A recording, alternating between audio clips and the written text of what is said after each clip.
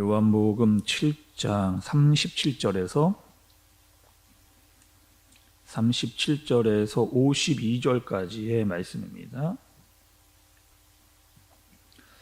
명절 끝날 곧 큰 날에 예수께서 서서 외쳐 이르시되 누구든지 목마르거든 내게로 와서 마시라. 나를 믿는 자는 성경의 이름과 같이 그 배에서 생수의 강이 흘러나오리라 하시니, 이는 그를 믿는 자들이 받을 성령을 가리켜 말씀하신 것이라. 예수께서 아직 영광을 받지 아니하셨으므로 성령이 아직 그들에게 계시지 아니하시더라. 이 말씀을 들은 무리 중에서 어떤 사람은 이 사람이 참으로 그 선지자라 하며, 어떤 사람은 그리스도라 하며 어떤 이들은 그리스도가 어찌 갈릴리에서 나오겠느냐. 성경에 이르기를 그리스도는 다윗의 씨로 또 다윗이 살던 마을 베들레헴에서 나오리라 하지 아니하였느냐 하며, 예수로 말미암아 무리 중에서 쟁론이 되니 그 중에는 그를 잡고자 하는 자들도 있으나 손을 대는 자가 없었더라. 아랫사람들이 제사장들과 바리사인들에게로 오니 그들이 묻되 어찌하여 잡아오지 아니하였느냐.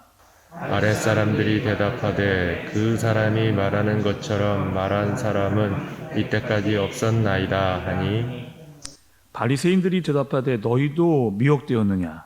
당국자들이나 바리새인 중에 그를 믿는 자가 있느냐. 율법을 알지 못하는 이 무리는 저주를 받은 자로다. 그 중의 한 사람 곧 전에 예수께 왔던 니고데모가 그들에게 말하되, 우리 율법은 사람의 말을 듣고 그 행한 것을 알기 전에 심판하느냐? 그들이 대답하여 이르되, 너도 갈릴리에서 왔느냐? 찾아보라. 갈릴리에서는 선지자가 나지 못하느니라 하였더라. 아멘.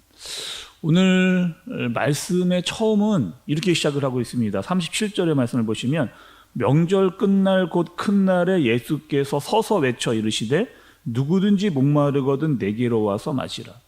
너무나 우리가 잘 알고 있는 말씀이고 유명한 말씀이죠. 예수님께서 하신 말씀입니다.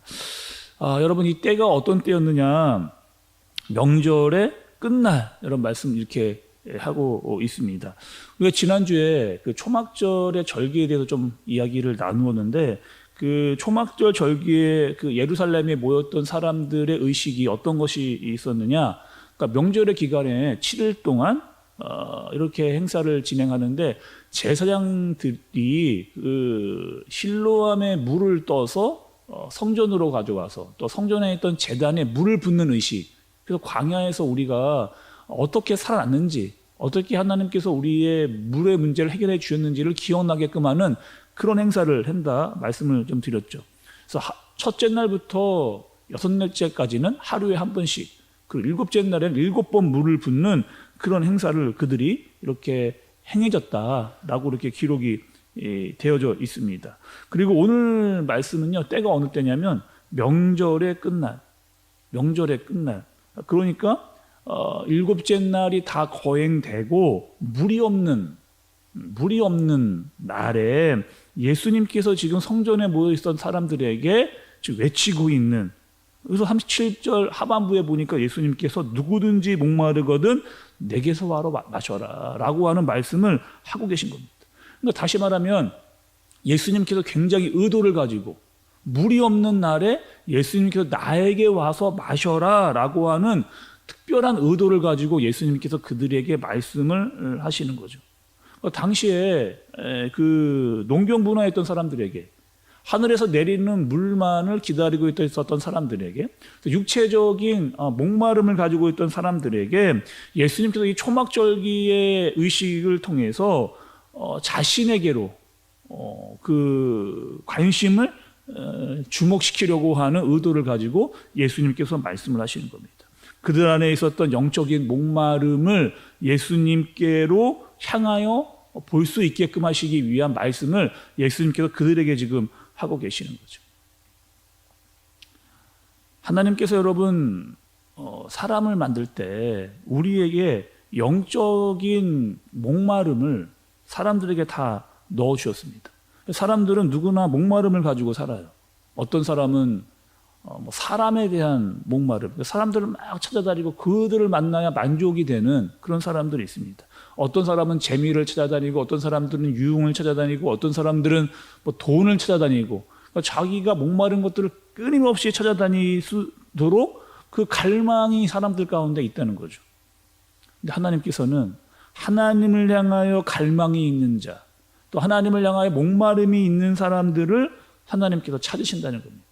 그러니까 하나님을 향하여 목마름이 있는 자, 하나님께 대해서 목말라 간절히 나오는, 그러니까 하나님이 없으면 안 된다라고 하는 마음을 가지고 있는 자들을 하나님께서 찾으신다는 거죠. 시편에 보면 시편 42편 1절에서 2절을 보면 이런 고백을 합니다.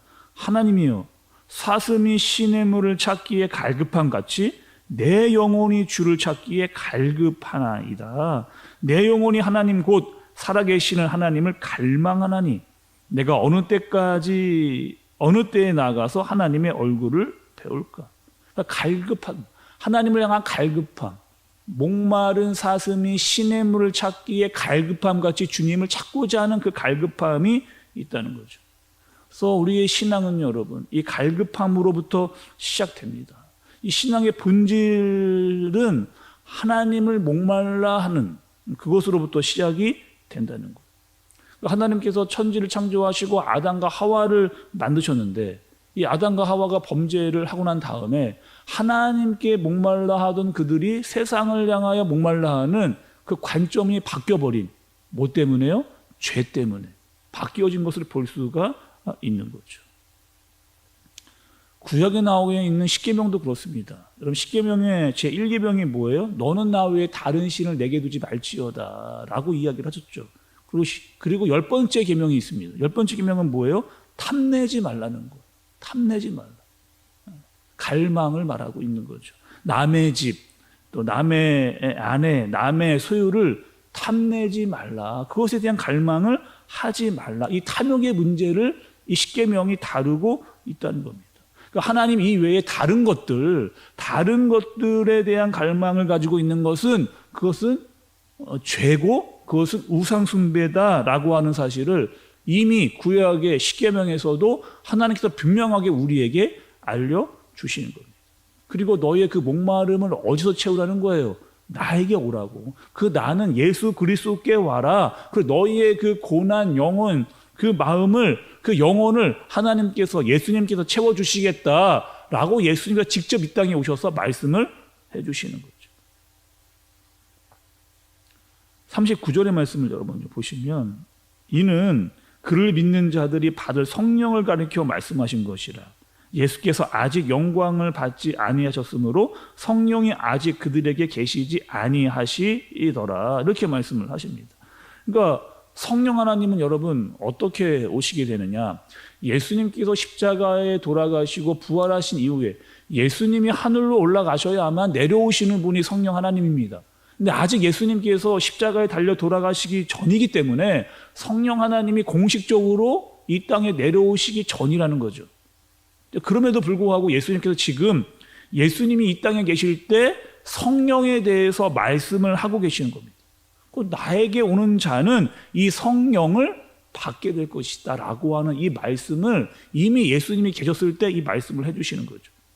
38절의 말씀을 보면 나를 믿는 자는 성경의 이름과 같이 그 배에서 생수의 강이 흘러나오리라 하시니, 이렇게 말합니다.